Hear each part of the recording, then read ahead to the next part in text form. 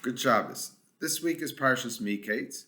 It's also Shabbos Chanukah, and it's also Rosh Chodesh Tevis, the beginning of the month of Tevis. And I thought it'd be appropriate to speak about Chanukah and its relationship to Shabbos and Rosh Chodesh.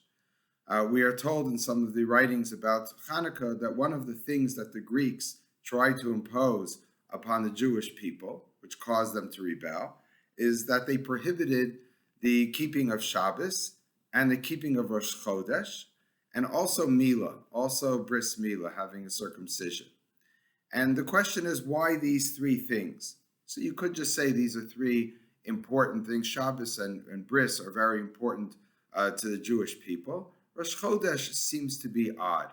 So I thought perhaps we could understand it from somewhat of almost a philosophical approach, and that in which the Greeks differed from Jewish philosophy and Jewish ideas. So let's start with Shabbos. Shabbos is something which is very important, obviously, to the Jewish calendar and to Jewish beliefs. But the question is why? What's the underlying principle behind Shabbos? And one approach is that Shabbos could be questioned as to why do we keep Shabbos in the first place? If God created the world in 6 days, then we should have a 6-day week. What does that mean? He rested on the seventh day. If he rested on the seventh day, which means he didn't create, that means he rested on the 8th day and the 9th day also. So what differentiates the seventh day from any other day? So one possible approach is that the seventh day represents that God is still present in the world even after creation ends. Different than other approaches and other philosophies, which says God is dead. God created the world and then he leaves it as is. But the Jewish approach is no, that God is still present. There's still hashgacha pratis. There's still divine providence. God sees and acts within our world, but he does it from a hidden stance. He's not as obvious. So therefore, during the 6 days of creation, God is actually creating and therefore very much involved and intervening. On the seventh day, God puts into force nature. God is behind nature, but he's not as obvious within nature. It's something which he put into force, but to say that God is still the driving force behind that which goes on in the world, and that God still therefore is involved. So Shabbos is really telling us a very simple message. Don't think that God is not looking and watching. God is looking, watching, and could intervene at any time, and he's still part of our life. That's an important idea of Shabbos, which the Greeks perhaps didn't agree with. They might have said that nature is nature, and then it goes on as is, and there's no God intervening. That's generally what Greek philosophy held. The idea of Rosh Chodesh, is something interesting. Chodesh is the Jewish people have the right to determine when the first day of the month is. Today we have a set calendar, but that set calendar is only something we've instituted when the temple and the Sanhedrin were abolished. But before then, what happened was 2 witnesses would come and say, we saw the new moon, and the Sanhedrin, the court, would then establish, say, oh, now it's Rosh Chodesh, now it's the beginning of the month.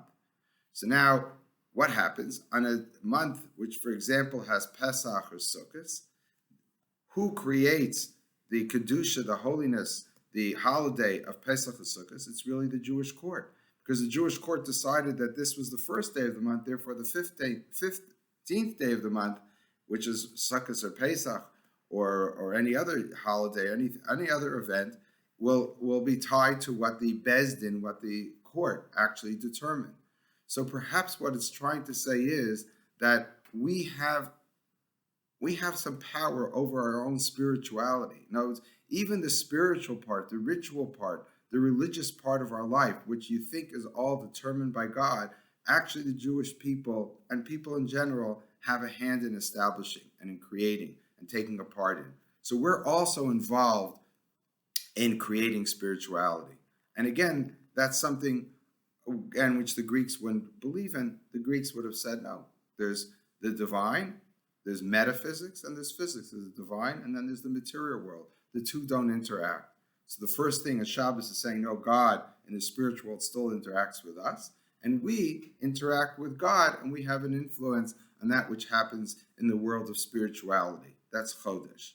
Milah bris milah, circumcision, is really saying that we have the ability to change our own perfection. We could perfect ourselves and change that which is in this world. We don't believe in fate, as perhaps, again, much in Greek philosophy believes in fate. We say we don't believe in fate. Things are not determined. We have control over our own lives. So although God created us with our body, we have an obligation to perfect our body and to change it and to have circumcision.